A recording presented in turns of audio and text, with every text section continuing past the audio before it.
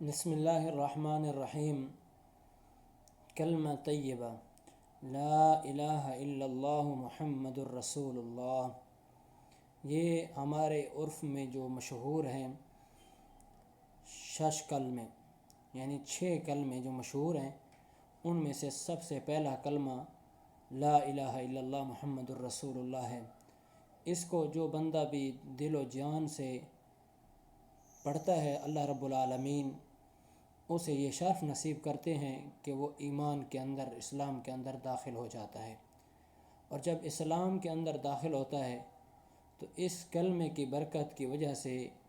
سارے کے سارے گناہ معاف ہو جاتے ہیں، حتیٰ کہ جس گناہ کے بارے میں اللہ رب العالمین نے فرمایا ان الشرک لظلم عظیم،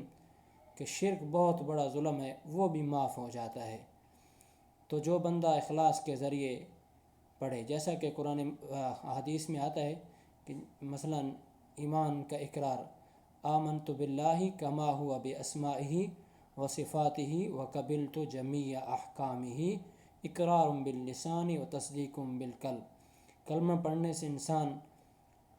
مسلمان ہوا، اور مسلمان ہونے کے ساتھ ساتھ جب دل میں ایمان آیا تو ایمان کے بعد یہ 2 چیزیں اس پر فرض ہیں، اقرار باللسان کرنا اور تصدیق بالقلب کرنے کی وجہ سے انسان مومن اور مسلمان ہوتا ہے۔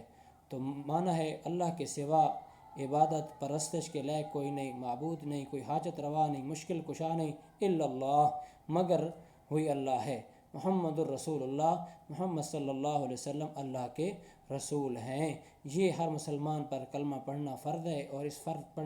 اس کے پڑھنے کے بعد فرض یہ ہے کہ اس پر ایمان رکھے اور تا حیات زندگی اس کے مطابق کرے، عمل کے مطابق